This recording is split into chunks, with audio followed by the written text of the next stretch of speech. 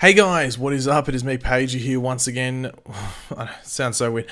With another video on Arrow, even though Arrow is now officially done. So yeah, Arrow is done. It's gone. It's so weird to say that, but yeah. Of course, we had the finale. Well, yesterday, I guess, from when you're watching this video, or when it will be uploaded. At least you might be watching this in 4 years' time. Who knows? But I am making this video about. Well, it's about 5 or 6 hours after I finished watching it. Now, I know people were annoyed at me that I didn't give it like a 10 out of 10, but I can either be honest or I can lie. You can let me know what you want me to be in the future. Like, I am one of Arrow's biggest fans. Like, I think that's, if you've watched my videos over the past year, 2 months, or, 4 or 5 years, you would know that. And I feel the rating of 7.5 or so was right. It was a pretty good score. That's a pretty good score for a finale. Like, most finales are lucky to be a 6 out of 10. A good chunk are like 3s or 4s. So 7.5 out of 10, that's pretty good, especially with the fact that Oliver's dead. So I think it's a decent score. But in the finale, there were a lot of moments that had people asking questions, whether it was during the episode or after. Just due to really the episode being skipped over, or important moments being skipped over to focus on, like, let's be honest, not as important or vital moments.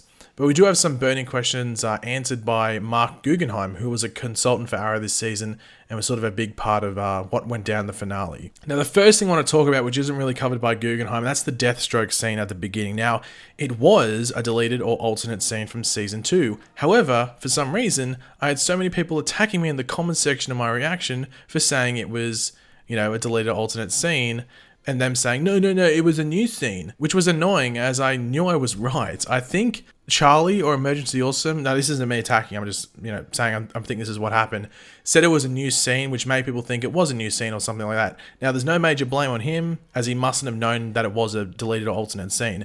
But yeah, it's an old clip. I will leave a link in the description down below if you want to go see how long ago a certain channel uploaded it. It's 5 going on 6 years old. It's that old. So if you, did attack me, feel free to apologize to me in the comment section down below. But yeah, here is Guggenheim, and some of the cast, when needed, or some of the other producers when needed, are going over certain hot topics from the Arrow series finale. On Diggle's green box and future in the Arrowverse. In Rocky 4, when Rocky did the press conference for his Ivan Drago fight, he said, "It's going to be on Christmas in Russia," and people are like, "Why?" And he's just like, "That's what I was told." And every time David and I field questions about what was in the box, it's basically like, "That's what I was told." What I mean by that is, this was something that was worked out over a year ahead with DC Entertainment. We very specifically negotiated and discussed the parameters, and I feel like to say anything beyond that, we have shown you would violate our agreement with DC. This is from David Ramsey.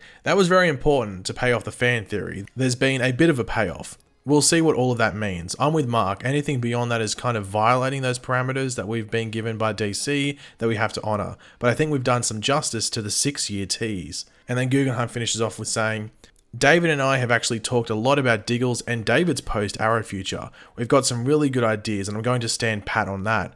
I will also say David has become a remarkable director, so we are as interested in him behind the camera as we are in front." Now, obviously, the big Green Lantern tease was, well, it was basically said that it was going to happen to us anyway in the finale by David Ramsey a couple of days before the finale. And obviously, in the years gone past, there's always been multiple teasers. And obviously, the biggest one being the whole General Stewart thing last season. So, John Diggle, John Stewart, everything like that. So, whether we see more of it in the future is to, obviously, to be disclosed or to be confirmed. However, we know that Diggle was moving to Metropolis. There is that Superman and Lois show coming out, at the end of this year. They're filming the pilot in in about a month's time. I think it's middle of March they film it. So that will come out at the end of this year. You never know. Might have Diggle, Lila, and those kids over there.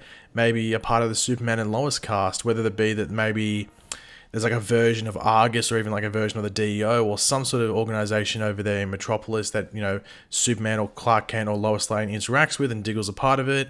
And then maybe we see some more development with that Green Lantern tease. The fact that DC is sort of like giving them parameters makes you think they won't do too much with it. And it might be something that we see years down the road with another show or in a crossover or something when maybe they get more free reign to do something. It's hard to tell. But of course, there is that Green Lantern HBO Max show, which, people have been saying, hey, maybe he could show up in that, but they did talk about like the origin story for those two Green Lanterns is going to be an important thing. We've been with Diggle for 8 years. Can there really be more of an origin story outside of, him learning to use the ring. That's about it. So I think it'd be a stretch to think he'd show up in that show. I think our best luck would be or best chances would be in a future crossover where maybe they can get the rights to use a Green Lantern or something like that.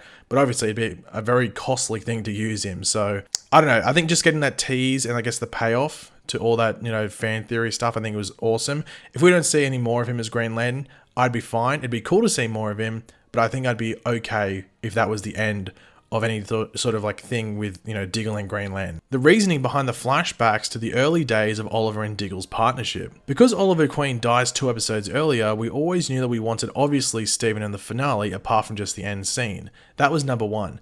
Number 2, the obvious solutions to that seemed to be to do a flashback story, which also would honour the flashback convention that's been so important to the show, particularly in its first 5 years. It seemed to make sense in a series finale. You're looking backwards, going back to season 1. The original plan was for it to be something with Oliver, Felicity, and Diggle, probably circa right after episode 114, when Felicity was sort of brought into the circle of trust. The problem was that Emily was only available to us for 2 days, and that meant basically if we had a 3rd day with her, we would have been able to tell that story.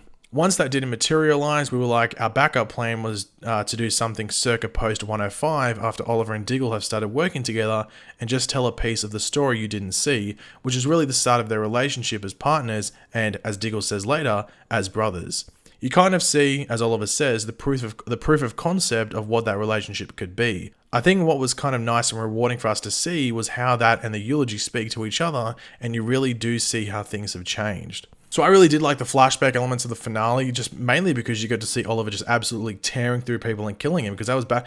It didn't even hit me till halfway through that fight scene. I was like, oh wait, this is season 1 when he's just murdering people. And I was like, yeah, keep going, Oliver. Shoot some people in the neck, cut their eyes out. I did like the flashback elements. Obviously, it was a bit weird how they tried to tie back into present day. I think they should have just done a flashback thing, and that should have been it. Because I think trying to tie into present day was just a bit too on the nose. And I think, flashback stuff would have been fine. But yeah, it was just cool to see that season 1 brutal Oliver again, which we haven't seen for so long because, it's been since season 1. On the final scene, which Guggenheim wrote way back in June after meditating, we didn't even think of another ending. We didn't have a backup plan at all. We were just like, Emily needs to do this, and luckily she did. So quickly on that end scene, I did mention it in my reaction, and I think some people have agreed with me because I mentioned it in a live stream afterwards, that scene was a bit odd because I remember that scene not being the most popular one amongst fans because, especially the Olicity people, and that scene was pretty much like a big Olicity moment for obvious reasons. It was Oliver and Felicity. But that scene was from the season 3 flashbacks. It was a take on that. And people don't like that being sort of Oliver and Felicity's first, I guess you can say, quote unquote interaction. They liked the whole, one from episode 2 or 3 from season 1 where the red pen and that, that sort of goofy interaction. I don't know what the other scene, what the end scene could have been, because it couldn't have been that one when Oliver interacts. That room's too weird. It's a pretty boring room. I think a lot of people have suggested maybe the house from the beginning of season 4, but that might have been just a bit too hard to do. Maybe it was a bit out of the way. So I think they probably did the best that they could for that final scene. But I know people were a bit weird on it being connected to that flashback scene from season 3, which I don't think was the most popular.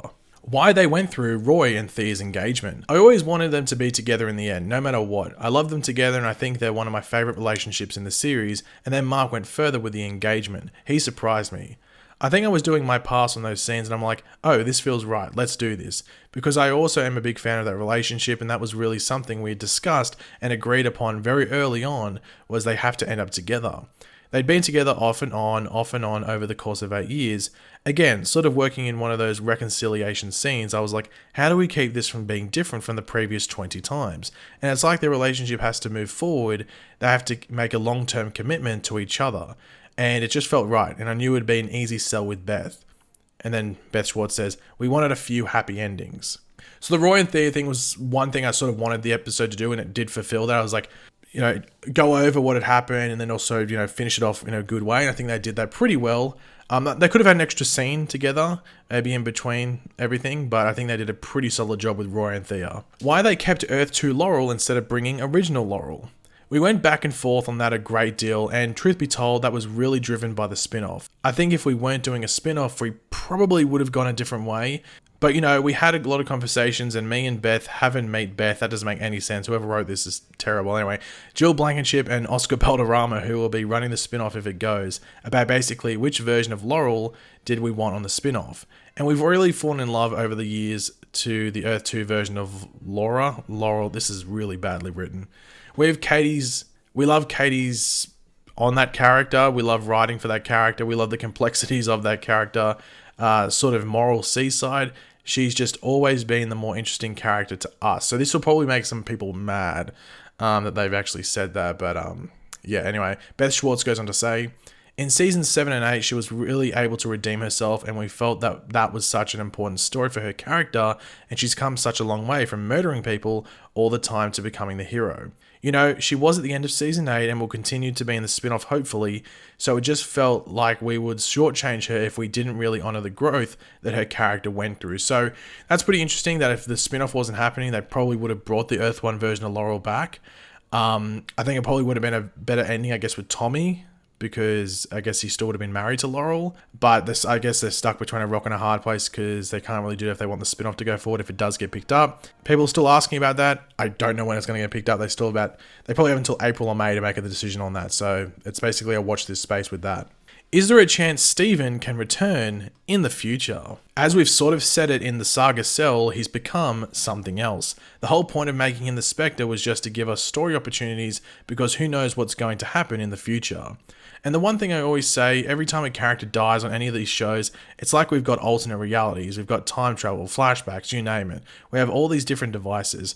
No one's ever really gone. I think it would be how we brought him back and when. If we brought him back in the 7th season premiere of The Flash, it would probably diminish this a bit. So that's true. A lot of people have been saying, oh, we can just appear in the next crossover, but I think it's more like, give it some breathing room, like give it at least a year or two, and maybe he can show up in maybe the Flash's last season or something like that, or whatever the next, I guess, bigger crossover is that maybe would require the Spectre showing up, or maybe some time travel, or an alternate reality version of Oliver. I know people want him as Red Death. I don't think that'd be the best move, especially in the next season or two, just because it's a bit raw, him being gone. But I think we can expect him to show up in the future in some way, shape, or form, whether it's in a crossover or even if the spin-off does get picked up, maybe like in season 2 of that show in some way, shape, or form, like a flashback or something. But yeah, I'd expect him to return, but not anytime soon. But yeah, guys, that's the video. That's the questions and stuff from Guggenheim and I guess Beth Schwartz and David Ramsey and stuff like that. If you enjoyed the video, it would be awesome if you could drop a like and it shows support. And of course, let me know all of your various opinions in the comments section down below on like the Greenland stuff. Where do you think that's going to go in the future and everything like that? And of course, if you are new to the channel, make sure to subscribe. And yeah, I'll catch you guys later. Goodbye.